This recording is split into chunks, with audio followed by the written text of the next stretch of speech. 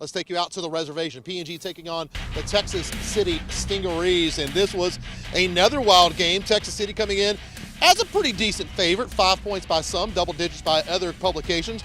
Stingarees with the ball. Jacob Duran going to find Kobe Allison, and he's got the first touchdown of the game. It was 7-0 Stings in a flash. Now, TC with the ball. Riley Chason has got it going the other direction. That Indian defense coming up with a big-time stop. But Crippen in the Indian offense, they would run into some problems as well. He's looking over the middle, and that's picked off by Christian White. Talk about some athleticism there. Those are some quick hands. Stings get the ball back. Here comes more from Texas City. This time it's going to be Caleb Bell doing the damage. The handoff goes to Bell, and that big boy is around the outside. Get out of his way.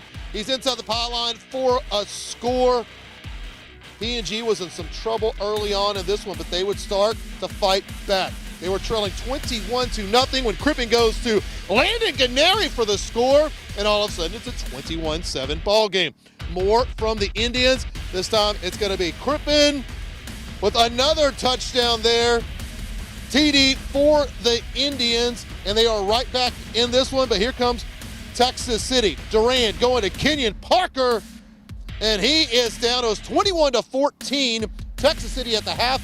P&G took a 42-28 lead, but as we go to the final, Texas City has rallied to win it 49-42 in overtime. That pretty much wraps up at least the number 2 seed for the Stingarees. P&G looks like they will likely be a number 3 seed if they take care of Santa Fe next week. Fans at the reservation got quite the handful of a game there. That was a great game. And you know who else got to get to see a great game? Yes, they did. Sapphire Cervantes. She's live out there at the reservation.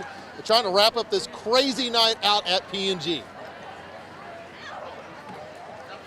I mean, guys, I was a little cold, but things were really heating up out here. This was my first overtime game I got to experience since I came and moved out to Beaumont. And let me tell you, the energy in the stadium was insane. I mean, no one was ready to give up this fight. At first, Texas City had the game. They were up the whole time in the first half. But in the second, I mean, P&G came back ready to change things. Their attitudes were changed. In the first half, Kobe Trahan couldn't get any runs going, but he came back in the second.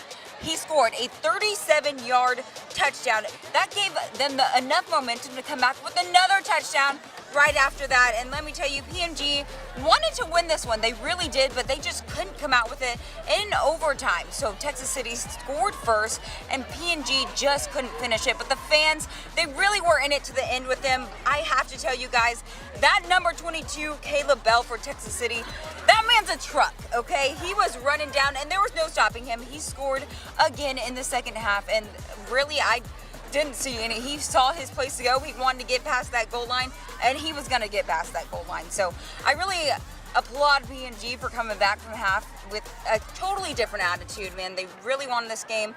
They couldn't finish it. And Ashley, you know, I applaud you for really sticking in there with P&G. You know, you have high hopes for them, and I got to see exactly what they're capable of today. And, you know, if they really play right, they can do big things. So out here in Port Neches for 409 Sports, I'm Sapphire Cervantes. Appreciate it, Sapphire. Yeah, that's a P&G team. When they're clicking, they can score some points, but that defense wasn't able to hold on at the end.